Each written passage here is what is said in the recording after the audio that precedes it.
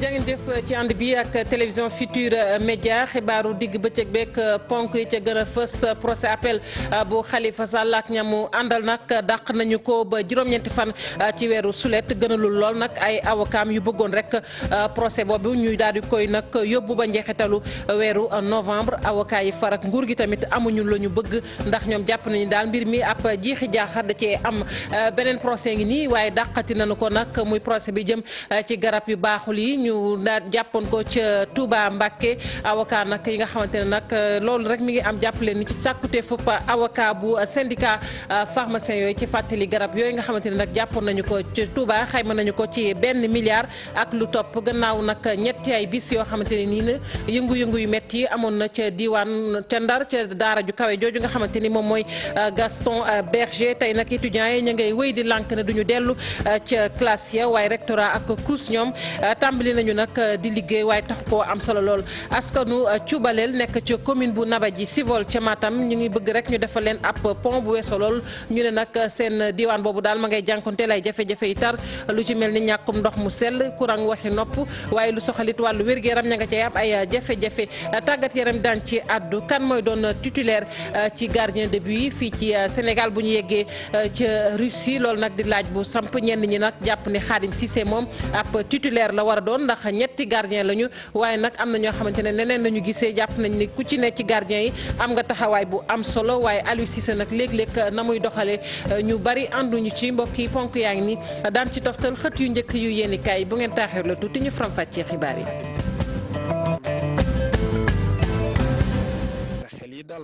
wane na loo xamante ne ni dal nag jàmm ci xibaaru digg bëccëg bi ñu tàmbali ko rek ak procès appel bu Khalifa Sall ak ñamu àndal nga xamante ne dañu ko dàq wax naa ko sànq ba juróom-ñeenti fan ci weeru sulet ay awakaam nag loolee gënalu leen ndax bu ñu sañoon daal kon procès boobu daanu ko yóbbu ba njeexitalu weeru novembre avocat yu nguur gi tamit ñoom amuñu li nga xamante ni moom moo leen gënal ndax ñoom dañu jàpp ni mbir mi jiixi jaaxa mi ngi ci Chérif Dia ni ma ko waxee mu doon loo xamante ni moom la ñu nemmeeku ni ki tey jii. Fatou Kiné ni ko waxee noonu la kon procès appel bu Khalifa Sall dàq nañ ko ba juróom-ñeenti fan ci weeru juillet bi ñu dëgmal ci càkkuteefu nag njiital parquet général di procureur général bu cour d'appel di Lassana Diaby loolu nag moo tax rek ki nga xamante ne mooy président cour bi di Demba Kandji jiite cour d'appel daal di ciy ànd mais dogal boobu nag mën nañoo jàpp ni avocat yu Khalifa Sall nekk maire Ndakaaru ak député yi ànduñ ci ñoom dañoo bëggoon ñu dàq procès appel bi ba njeexitalu weeru novembre lu nu mel it avocat état bi ñoom dañoo bëggoon tey ci tey ñu daal di sëgg ci mbir mi ndax jàpp na ni lay jeex na faw rek ñu daal di àtte lu nu mel kon parti yëpp daal renvoyé nañ leen ba juróom-ñeenti fan ci weeru juillet comme ni ñu ko waxee Khalifa Sall nag teewoon na tey ci tribunal bi sol lu weex tàll comme ni mu ko tàmmee di defee ndem sax tey tegu ci mbaxane ñu ko xamit nee nan nemeeku nan ak jël poids ci moom Mbaye Touré it teewoon nañ fi ak Yaya Bodian wante di fàttali ni ñoom ñett kese ñoom ñoo fi comparaître en détention maanaam jóge sa kaso ba ndax ñeneen ñi ñoom ñi si des purgé nañ seen peine ñi si des it am na lu yoon dogaloon ci ñoom bokk na ci rek ki nga xamante ni mooy ñaari percepteurs yi di Mamadou Omar Bokoum ak Ibrahima Touré ñi waa GIE Tabarit di Fatou Traoré moom it comparaître na libre comme Ibrahima Yadma Diaw ak Mamadou Maktar Diouf kon la leen fi mën a jàpp fii ci tribunal bi. ma ngoog Chérif Dia nga nekk foofee ca palais de justice ñu lay jaajëfal bu baax a baax gannaaw loolu it ñaari avocat àddu nañu muy maître Amadou Ali Kane avocat bu Khalifa Sall ak maître Baboucar Cissé di avocat nguur gi ñu teewlu leen. moo di ne que ñun avocat de la défense ñi nga xamante ne ñoo féetewoo ci Khalifa Sall ak ñi mu àndal danoo bëggoon ñu dàq procès bi ba fin novembre. cour bi kii la topp parquet général la topp parce que parquet général nee na weer doy na pour préparer te man jàpp naa ni loolu erreur la parce que kii accusé ki nga xamante ne moo ñu teg tuuma ak ki nga xam ne moom la ñu teg tuuma tegagum ko ay daan. mu bëgg a tegeeku daan yooyu defe naa ni seen diggante ñoom ñaar ci ñu teg ay daan moom la ñu waroon gën a may nopp su ne man mun ma pare ci weer il me faut plus pour ma pare kooku la ñu waroon gën a déglu. donc loolu renvoi boobu c'est normal bien que ñun avocat état du Sénégal ñun pare woon nañ tey pour que mbir bi ñu àtte ko tey ñu jeexal ci parce que dossier bi dafa simple appel jugement la. benn jugement la ñuy def appel jugement boobu la ñuy critiquer te ñun lu ñu intéressé état du Sénégal mooy suñu intérêt civil parce que seulement état du Sénégal tribunal may ko woon dommage intérêt bi mu laajoon donc loolu rek la ñuy loolu ñun suñu appel bi foofu la cantonné léegi nag bu ñuy demandé novembre dafa sori. ma ngoog lu jiitu loolu nag nit ki démb mairie bu Ndakaaru rek amaloon nañu foofee ab ndaje conseil ba daal di dajaloo woon rek di xoolaat na mu fas yéene taxawee ndax partie civile la ca doon waaye nag lu jëm ca loolee ñu gisit ni préfet dafa sàkk woon nag ñu daal di xoolaat bu baax a baax seen taxawaay ci partie civile ci attewaat bi nga xamante ne nii nag war nañ ko def kii di Khalifa Sall di procès en appel boobee gannaaw nag ba ñu dajaloo ñoom conseil boobu ba noppi ki nga xamante ni moom mooy Soham Wardini mooy ki ñu njëkk a toftal ci maire bu Ndakaaru yëkkati na ci ay kàddu dénk ko Ibrahima Kane. que bi ñu njëkkee def constitution partie civile préfet Dakar dafa demandé woon pour ñu def seconde lecture amuñu woon jotu def ko moo taxoon ñu tontu woon leen benn lettre fi mu nekk nag comme que beneen conseil mi ngi amaat te préfet bi dafa ne woon nañ def seconde lecture loolu tax ñu dugalaat ko mais mairie Dakar partie civile la ci procès bi xam nga taxawaay bi nag mooy taxawaay continuer combat bi rek ba libération am. wax dëgg yàlla ñun ñi ànd ak moom boobu ba léegi def nañ suñ kéemtalaay kàttan man dama naan nit ñi sax fi mu nekk dañ wàkkirlu ci yàlla parce que nag lépp lu ñu waroon def rek ak taxawaay bu ñu waroon taxaw ci wetam yépp tribunal def nañ ko ba mu mat sëkk li ci des nag dañuy ànd ak gëm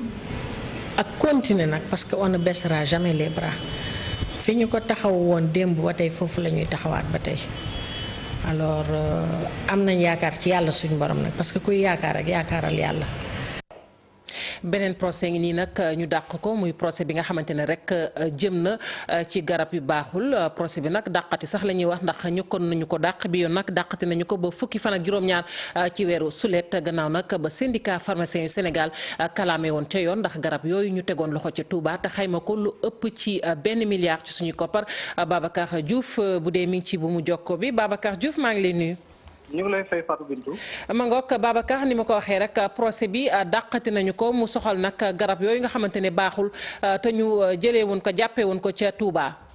waaw muy ñaareel bi yoon ñu nga xam ne ñu ngay dàq procès boobu nga xam ne moom moo waroon a dox ci diggante ordre des pharmaciens ak ki nga xamante moo di Bara Sylla ak ki nga xamante ni mooy Amadou Wuri Diallo mu nekk camion yoo xam ne ni dañoo sarse woon ay médicaments yoo xam ne ni nee nañ baaxut. ba naroon koo jaay ci biir dëkk bi ñoom nag tey lañ leen war a jàkkaarloo ko ëttu attekaay bi nga xamante ni moo di tribunal de grande instance bu Ndiarème mais fi mu nekk nii dañu dàqaat procès bi parce que maître Khassimou Touré moom moo waroon a layal ki nga xamante ni moom mooy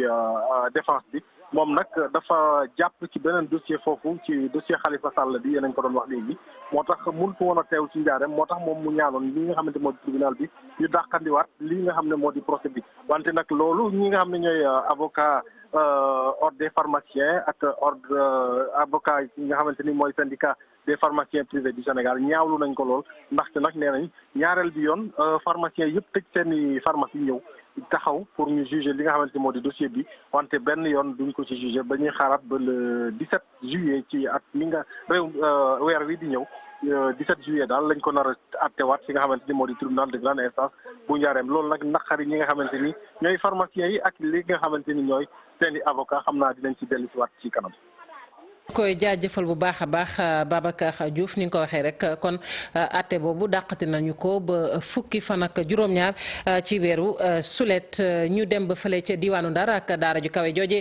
ñu duppee Gaston Berger gannaaw nag ñetti ay bés yëf musiba ba amoon ba Fallou Sène moomu di étudiant ba nag ñàkkoon ca bakkanam ba nëgëni ay mbokkam nag ña ngay wéy di lànk ne duñu delluwaat ca classe di jàngi waaye nag seetlu nañu ne rectorat moom ak CROUS ñoom ña ngay tàmbali rek seen liggéey donte nag am taxu ko am solo lool waaye liggéey ba door na foofee dañu ci ànd ak Ousseynou Diop Habib Seck. Université Gaston Berger bu Ndar liggéey bi tàmbaliwaat na nànk-nànk bu dee ni sax menuisier yi ñoo ngay kocc-koccal di defaraat. fi ci direction bu insertion ñoo ngay tàmbali randal lépp lu yàqu ngir delluwaat ci bureau yi. Qui sont partis donc l'ordinateur aussi bu ñu doon liggéeyee dem na voilà donc fii moom dara des ko fi si mu ay kay. ñu dajale chef de service ak division yu police yëpp toog waxtaanaat jël ay directives si directives yooyu moo doon nan la ñuy def pour reprendre liggéey bi ci biir Crous. bon liggéey boobu nag effectivement xam nga dafa am ay mission yoo xam ni étudiants yi dañ koy demander toujours situation bi mu métti dafay fonctionner. centre régional des œuvres universitaires itam dem bi ak dikko bi li ko waral mooy fexe defaraat bureau yi ordinateur yu yàqu yi imprimante chaise table de bureau lépp ñu génnee ko loolu teewul liggéeykat yi tàmbaliwaat nañu. ko defar au moins pour buntu yi tëju ñu sécuriser d'abord lu koy parce que comme amul woon lakk-lakk donc dañuy saccagé ñu defar na ko yi defar porte yi au moins sécuriser lu koy ñu xool avec les moyens du bord kan nañ mën commencer liggéey. il reste simplement que sur le plan administratif comme bâtiment yi dañ ko lakkoon looloo tax nit ñi commencé waat di ko def moo tax ngeen gis tey jii nii nettoyé nañu lépp certains bureaux yi nga xam ne mën nañ ko récupérer nañ leen ñi ngi liggéey alhamdulilah di ñaan yàlla aussi mu continuer ko ñëpp ñëw. li des nag mooy njàng mi tàmbali ci université Gaston Berger bu Ndar tax ñi nekk ci bërëb yi di sàkku xale yi ñu demaat ci amphithéâtre yi. yeneen services yëpp l'hébergement la restauration le médical yëpp mi ngi fonctionné kon nag ñi ngi leen di ñaan ñu ñëw reprendre effectivement jàpp dugaat amphi yi jàng yeneen problème yi nag ñu jéem ko peut-être am nañu ciy de bonne volonté yi ciy dox ñu jéem a seet la solution meilleure pour tout le monde parce que quoi qu'il en soit le temps là ne peut pas attendre. ci rectorat ACP ak Crous liggéey ba doxaat na même bu dee ni sax bureau amatu fa lii mbir ti ñëpp di ko laaj mooy étudiants yi nekk ci université Gaston Berger bu Ndar kañ la ñuy tàmbaliwaat lii di njàng mi. kañ la ñuy tàmbali waatu Seynou Diop li leer mooy école publique yi moom fii ci Ndakaaru tàmbali nañu rek kon njàng mi gannaaw grève yu tar yi nga xamante ne tamit ñu ngi ko doon nemmeeku ca yooyee daara la ñu seetlu nag mooy jàngalekat yi ñu ngay def seen kéemtalaay kàttan ndax seen i programme la ñu bëgg a jeexal laata njeexitalu weeru sulet waaye am na ca ay ndongo yoo xamante ne ñoom noppi nañu seen i programme am na ñoo xamante ne nag ay feuilles la ñu leen jox ngir rek ñu sukkandiku ci dabu ji la nga xamante ne ni ñàkk nañu ko mat na fanweeri at Amath Faye ay mathématiques lay jàngale expérience boobule moo tax tey jile amul jafe-jafe ngir eggali programme am su dee sax année scolaire bi amoon na ay grève. man matal naa depuis fin avril élèves yaa ngi ni fin avril ba léegi révision kese la ñuy def mois de mai juin ak juillet c'est-à-dire les 3 mois presque révision kese la ñuy def parce que même si feetu mois d'avril feetu Noël yi ak feetu Pâques yi xale yi dañ doon ñëw. ni classe de 3e bile ci école bile grève bu yàgg bi ñu nemmeeku woon teewul programme bi daanaka matal nañ ko. professeurs yëpp yi nga xamante ñoo ngi ci classe de terminale yi ñu ci bëri terminé nañ seen programme ou bien en tout cas li leen dese bariwul 3e par exemple wax nañ ma gis naa professeur bu ma ni moom terminé na programme am ñeneen ñi aussi xam naa ne sorewuñ ci. mu mel ni njàngale mi reprendre na ci école publique yi ci Sénégal yépp mu boole ci nag ab emploi du temps boo xam ni réaménagé nañ ko. histoire dañu jox ay polycope yu bari presque plus de la moitié du programme am nañ si tiitaange parce que mënoo ñëw rek xamoo leçon bi lu muy wax ñu jox la ay polycope nga jàng ko soo demee doo xam logique sur quelle logique ngay rédiger sa dissertation wala sa commentaire. am na yoo xamante ne nii pare nañ ko am na yoo xam ne tam en HG en polycope lañ ñu si jox yeneen matières yi tam pare nañ si comme genre ay français yooyu presque ay révision la ñuy def en ce moment. ñii di ay jàngalekat yu ñu taseel fële ca lycée John Fitzgerald Kennedy di dalal xel yi nee nañu li nit ñi di foog du loolee am ñoom fas nañu yéene xar seen tànku tubéy ba élèves yi surtout ñi nga xam ni dañoo war a defi examen am outils nécessaires ngir mën a dem sëgg ci seen feuille ba sub examen yi lee. ñu koy jaajëfal bu baax Aminata Mbaye Sow ñu wax nag ca liggéeykatu Senelec ya nekk ca Diourbel amical ba nag daal di nañ koy dalal mu boole rek liggéeykat yooyu fas yéene def seen kéemtalaay ak kattan ngir nag xeex ba ñu jox leen seen ëpp gëdd ndax gis nañu ni kër gi di Senelec daf leen di jëfandikoo te nag du bàyyi xel ca anam yi ñu nekkee léeg-léeg muy anam yu jafe-jafe Babacar Diouf. li ñu njëkk a sàkku ci ñi nga xam ne ñooy seen i njiit mooy ñu jël leen ñu liggéey. comme ñi fa nekk. benn objectif lañ bëgg mooy Senelec embauché ñu. moo na day ba ñuy tàmbali xalaatuñu woon ne mukk ne dinañ egsi fii. la plupart ba ñuy recevoir Senelec si mois de Ramadan la woon muy 2015 ñu ñëw fekk fi lu métti ñu jël Senelec yóbbu ko fa sori te bañ fiy ñëw si responsable daa am lu ñu promettoon dañoo promettoon ne Senelec ëllëg dina leen jël danañ am avenir Senelec avenir bu baax. pourtant ñoom nee nañ bu Senelec egsee fii mu toll nii tey ñoom la wante dafa bëgg tàqalikoo ñoom tàqalikoon bu ñu. ndax Senelec si ñun la xamee émergence Senelec si ñun la xamee si la augmenté ay chiffre d'affaires am Senelec si la gën a augmenté ay chiffre d'affaires am Senelec si ñun la demee ba am relation ak client relation bu baax ñun ñoo rendre Senelec ba Senelec am ay bénéfice plus de 30 milliards. xeex bi nag boo mooy tudd diñ ci wét ndax Senelec nee na dina ci sóobu ba dàq ci ñun Senelec dañu leen di accompagner dañuy topp si ñoom gunge leen xeex bi parce que mënoo jël nit depuis 2015 xëy benn jour bu ko bàyyi mënoo jël nit depuis 2015 toog ay weer may ay yoreel ko ay arriéré ba pare yow yaa ngi naat entreprise bi nee nañ mu ngi naat donc comme mu ngi naat war nañ si mën a xejal ñëpp. assemblée générale bi nga xam ne ci la ñu doon amal judduteeg seen amical bi 6 zones yi nga xam ne ñoo nekk ci Senelec yëpp ku ci nekk teewoon na fa. ñu yegg ba Cubalel nag ma nga nekk ca commune bu Nabadji Civol ca département bu Matam askano nag dee nañu wett la ñu wax li ko waral ay jafe-jafe yu tar ñu ngi koy dund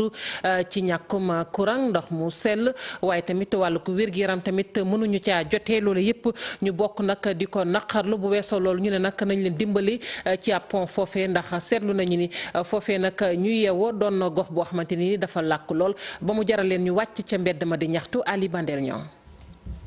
tàngoor gi metti na lool ngelaw poussière bu jéggi dayoo am jamono yi ci bët gànnaaru réew mi terewul askan wi bokk ci dëkk bi di Cubalel daal di génn amal doxub ñaxtu la leen metti nag di jafe-jafe dund gi ñu nekkee Cubalel doon ab dëkk bi soriwul dara dëkkub Nabadji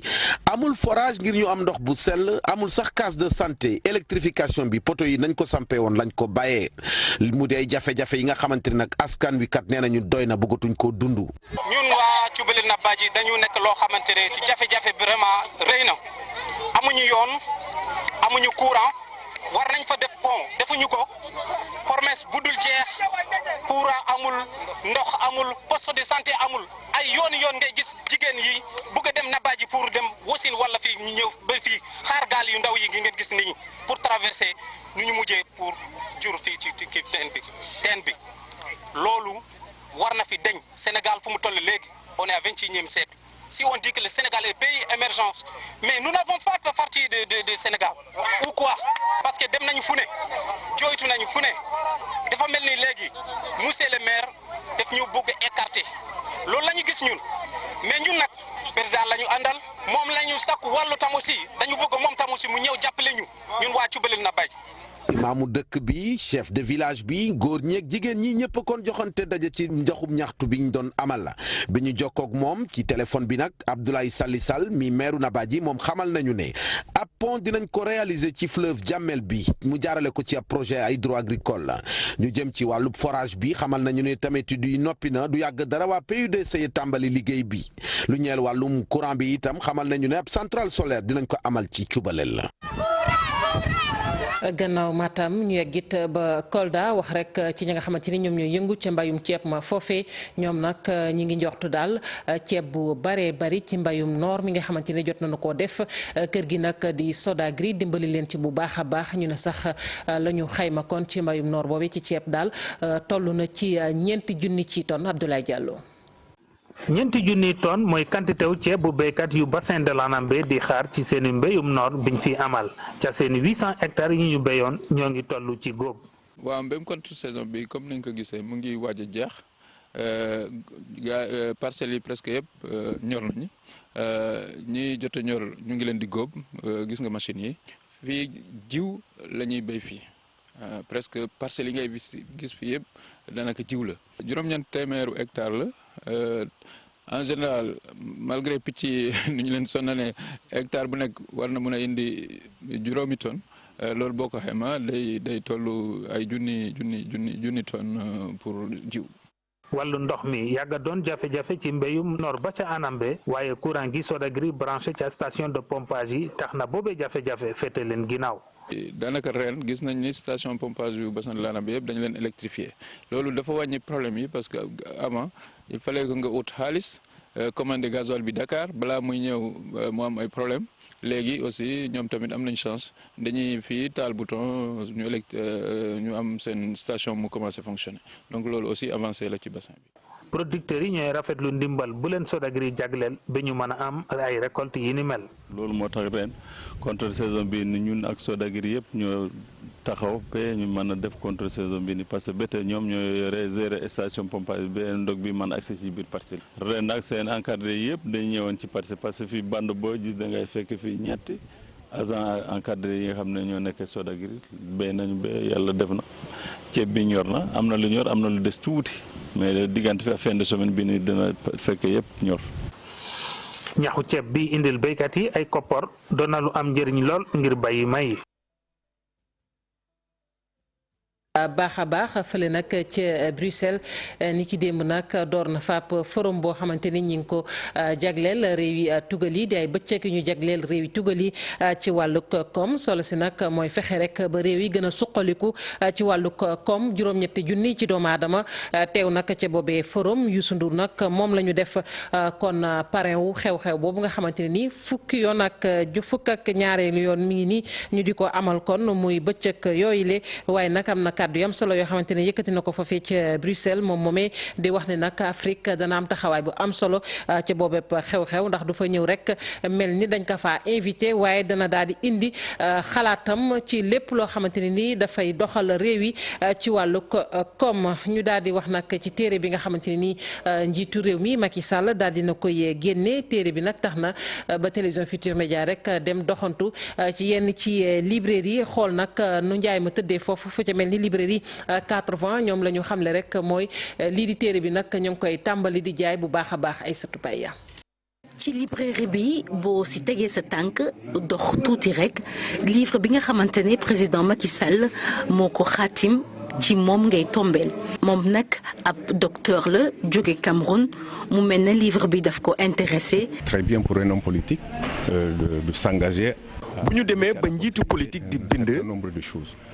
loolu dañu mën a jàpp ni lu baax la rawatina muy bind ab livre bi nga xamante day fésal bilan am loolu it day wane ni politique am ragalu ci dara li mu jot a liggéey fas yéene na ko fësal askan wi ngir bàyyi leen fi ak li mu fi jot a def livre bi mu bind dafa bëgg a gën a wane askan wi liggéey bi mu def ngir mu wane ni daf ko gën a assumer. qu'on veut bien assumer. mu mel ni nag livre bi ñi mu soxal bëri na. ils viennent par curiosité d'abord. am na ñoo xam ni dañ kumpa rek moo leen di indi jaay nañ ci lu mot ñaari fukki téere am na ñeneen ñoo xam ne tamit dañuy yónnee ngir jënd si ay ñett wala ñeent Serigne Modou Kara bokk na ci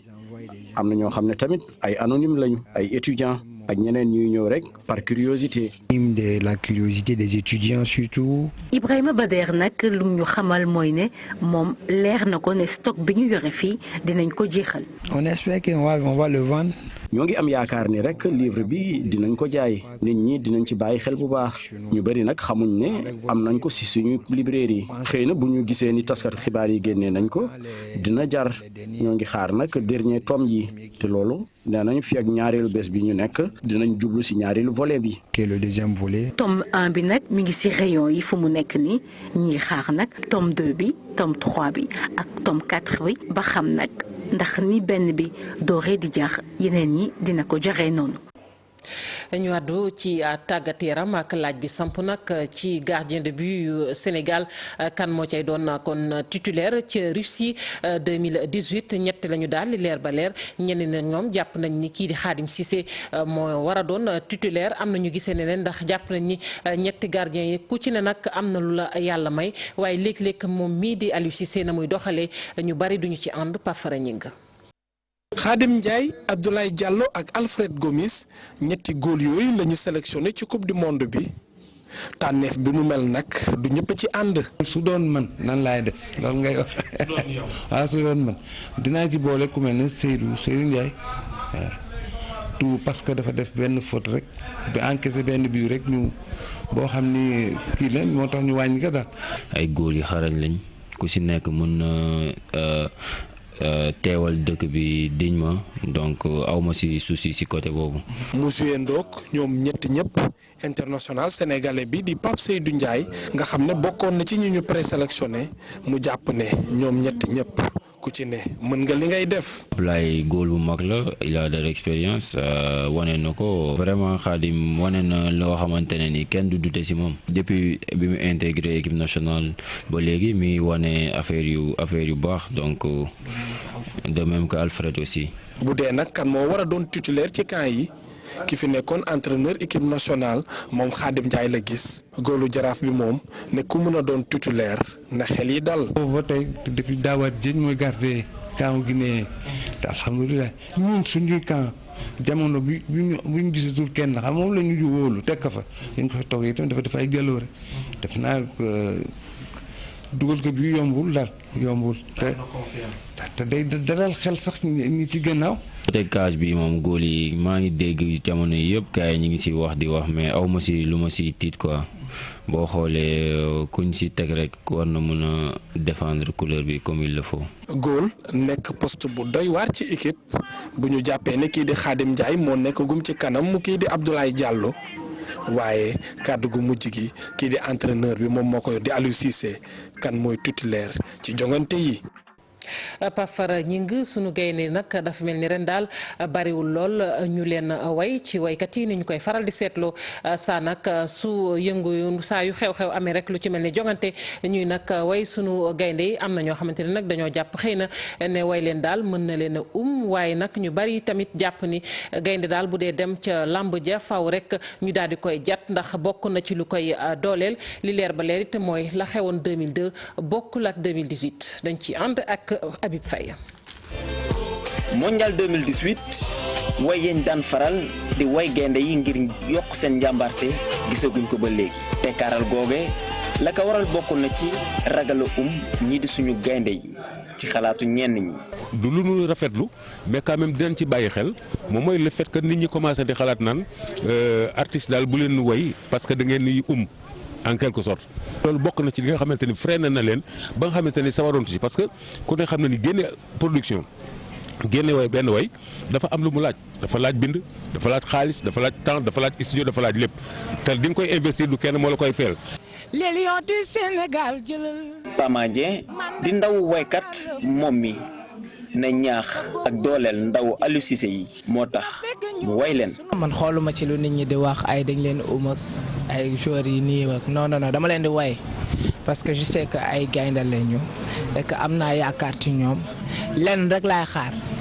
mooy ñu indil ma ndam li et j'y tiens vraiment. donte musique bi jamono ji mi ngi ci crise rawatina mbalax mi Pama moom nee na fu mu jaar rek gën a dooleel gaynde yi. fam crise boo xamante ni crise bu metti la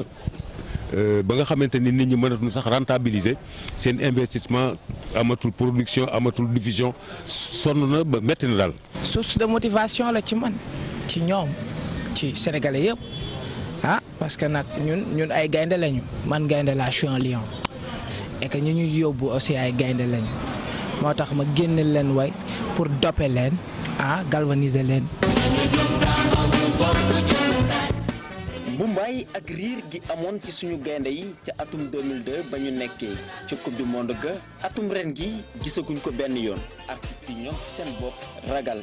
gaynde yi ak bañ ku leen ŋaañ moo leen téye. mangook ñu di ko jaajëfal bu baax a baax Habib Faye ñu daal di rek yëraat li nga xamante ni moom mooy reportage bis bi tey nag ñu jagleel ko korite gi ak yi nga xamante ni moom moo xew ci wàllug tissu yi ñu ne nag léeg-léeg soie yi daal da cee am solo muy soie imprimé day xeetu tissu yoo xamante ni génne nañ ko fële ci HLM moom dafa mel ni tànn ca bala neex la lu leer ba leer mooy soie yi bari na te wute fa muy jógee tamit bari te wute Maymuna Njaay doxantu woon na ba ca marché HLM. ci bi ñuy seenu weeru koor gi ci la Coro Ja daal di jóg sol ay dàllam tàmbalee wër ay wër boobu moo ko yóbbu Dubaï Chine ba ca réewu Inde mu jële fa ay tissu yoo xam ni yu bees la. mooy brodé bazin yi am col yi moom la nit ñi di gën a jënd ak val suisse brodé bi mooy val suisse bi fond blanc la mais dafay am ay broderie ci couleur bu nekk. brodé yi am na mètre 5000. am na mètre 7000 voile suisse brodé am na deux façons am na boo xam ne 35000 la am na buy jar 20000 mais bu 35000 bi moom instant bi moom nit ñi moom lañ taamu. voile brodé ba ci sax soie ñetti xeetu tissu yi mën nañoo jàpp ne moo xew ci korite gi qualité yi wute na client yi kon boo ku ci ne lamb sa poos li mu tollool. dafa rafet tissu bi ci boppam dafa simple rafet dafa simple lu simple daal moo daax ku nekk li nga am rek ngay duggee marché. soxna si moom tànn na brodé bi muy jënd ba noppi modèle ba muy ñawlu sax mi ngi ci boppam. def ko sama taille basse ak jupe bu am tuuti tireen nag ci ginnaaw ak loxo taille basse bi day am loxo yi yem simple. bi ñu tànnee ay tissu ba noppi ñoom soxna yi mën nañoo dem nag ca tailleur ya daal di fay rang foofu nag muy beneen jafe-jafe ndax li ñu seetlu léegi ñaw bi léeg-léeg sax day gën a cher léeg-léeg sax mu romb njëgu tissu bi. loolee muy lu wóor Maimouna Ndiaye ñaw gën naa cher tissu léegi mbokk yi loolu mooy reportage yu bis bi xët yu njëkk yu yéenekaay Mamadou Mohamed Ndiaye. jërë ngeen jëf capitaine Mamadou Dieye nee na gars yi ñooy bàyyi ko ndax suñu ko tëye waatoon lu mu néew néew danañu salfaañi réew mi fa mu ko teg moo di moom capitaine Mamadou Dieye am na gars yu nekk fii ci réew mi moo leen formé ñu ko gëm lañu ñu ko doyloo lañu taxaw ba koo xañ ay àqam ak yelleef ci réewum Sénégal mu ne ku koy def xamoo li ngay def ndax bu boobaa nar nga andi ay ñol-ñol ak i jafe-jafe ci réew mi te moom capitaine Mamadou Dieye du Karim Wade du Khalifa Sall kenn ci ñoom ñaar ñooñu mu tudd mu di Khalifa Ababacar Sall maire bu Ndakaaru ba ca kaso ba mi ngi ci la Sénégal moo ki mbiram coowal caisse d'avance bu mairie bu Ndakaaru bi ñu ko doon toppee ba jotoon ko tëj juróomi ati kaso ay avocat def appel ba yéenekaay bi nee nañu tey jii lay doon mairie bu Ndakaaru ak taxawaayu partie civile bi mu bëgg a taxawee ci mbir yi las nee nañu préfet bu Ndakaaru nangul na leen ko l'observateur nañu kii di Khalifa Ababacar Sall dana janowaat ak Sisi mu di attekat yi tey jii ci talaata ji lise ko nañu waaye bu ñu moytuwul ci dàq ko renvoyé ko ba beneen ca la ñu jëm ndax ba léegi avocat Khalifa Sall yi jotuñu seeni convocation journal Les Échos mi ñu xamal loolee tegal ñu ci ne juge Demba Kandji jël na mbir yi gàddul ko boppam keneen ku gàddu mbiri boppam di ko régleel boppam moo di Idrissa Seck direct info nañu ma nga woon ca Touba démb journal bi boole kook nataal buy wéral xibaar bi Idrissa Seck mi ngi sukk ci kanamu Serigne Mountakha Mbacké Bassirou xalifa général des Mourides ab sëriñam moom Idrissa Seck mu di Serigne Moussa Nawel moo ko ne lépp lu mu jàppoon na ko bàyyi te dem leeralal Serigne bi li xew tax Idrissa Seck dagg umra ga mu nekke woon dem Touba waxtu la mu waxtaan na ko xalifa bi yeesal na fa njébbalam baalu na fa àq wax na it ne mi ngi baal ñëpp anki dina kay xëy ca Touba xëy ci diggante Abdoulaye Wade ak Touba diggante Macky Sall ak Touba diggante Idrissa Seck ak Touba guerre d'influence la fa gis maanaam ku nekk ci ñoom ñett yooñee ma ngay xeex li mu mën ngir gën faa xeej tànki Idrissa Seck yowoon ca Touba démb l'observateur ci xalima ak Abdoulaye Bamba Sall jàpp ci ñett moo di Idrissa Seck dem na ci Touba siyaari waxtaan na fa xalifa ba waaye bu mu ca génnee benn baat génnul ci gémmiñam daf ne pat def ko waru birima ma ca benn baat ba birima meneen mu xaw a yamook birima ma ca benn baat ba di birima Mangara xëy na wax ñaari baat ci yéen kay ñu xëy ndool yëral xët mu njëkk Soleil national ministre du budget di Birima Mangara tontu na premier ministre du Sénégal ba woon di Mamadou Lamine Loum mi ne woon bërki démb nafak réew mi doxul maanaam tension financière moo am ci Sénégal Birima Mangara ne loolee wax ju yàqu la ndax trésorerie bu Sénégal dara sikku ci lu wokkutub dërëm wokku ko ci Vox Populi mu ne ñu fa keesi réew mi ni ñu war a mel noonee la ñu mel gars yi ñoo gaaw ci fu ñu dégg teel rek ne matt gi damu na la Sénégal nañu Birima Mangara jooyandi na rectifié na premier ministre ba woon di Mamadou Lamine Loum Sud Quotidien ne ko du Loum rek waaye Loum ak ñi wax mbaa ñi jàpp li Loum jàpp ñooñee le ministre du budget di Birima Mangara di waxal Le Quotidien nañu Birima Lamine Loum nee na ku taxaw naan keesi nguur gi dara nekku ci xamoo li ngay wax keesi état bi sori nag lool kees vide nañu xooli beneen ministre de la République buy dégg félicitation bi leen Vox Populi ministre éducation nationale la mu di Serigne Mbaye Thiam moom Serigne Mbaye Thiam moom la ñu tànn tabb ko muy vice-président bu conseil d'administration bu partenariat mondial pour l'éducation GPE muy guléet nag ci Serigne Mbaye Thiam doomi Sénégal di takk ndombal tànk lu ne mel ci kuréel gi Soleil national L'As L'Observateur ak enquête xëy dëggal xibaar bi xibaar beneen bu nekk ci L'Observateur moo di Moustapha Niass njiital assemblée nationale ma demoon démb kër député Seydina Fall Bougazelli doon ko jaale ji gannaaw doomam ji génn àdduna yéenekaay bi nañu moom Moustapha Niass président assemblée nationale moo jiite woon délégation ba ñu yeggee wax na ca kanam mbooloo ma li ko booleeg député Seydina Fall ñëwoon te délégation ba L'Observateur nañu ràññee nañu ci ay miiru ñing mi président groupe parlementaire Benno Bokk Yaakaar Abdou Mbow vice président assemblée nationale soxna Aïda Sow Diawara soxna Anna Gomis ak Waré Sarr Ismaïla Sarr mi ngi xëy di waxtaan ak waa L'Observateur bi leen journal bi moom footballkatu Sénégal bi di Ismaïla Sarr gis-gis bi mu am ci coupe du monde Russie 2018 la yeggee waa L'Observateur moom Ismaïla Sarr nee na gëm na ne gaynde yi danañu def lu rëy ca mondial ba dem ba demi-finale wala sax finale jaajëfal ko bu baax Mamadou Mouhamed Ndiaye yéen it sant nañu leen gërëm leen rédaction bi dig na leen daje ci yeneen jotaayu xibaar ñu leen di ñaanal kenn lu jàmm te di ko sàkku ci yéen.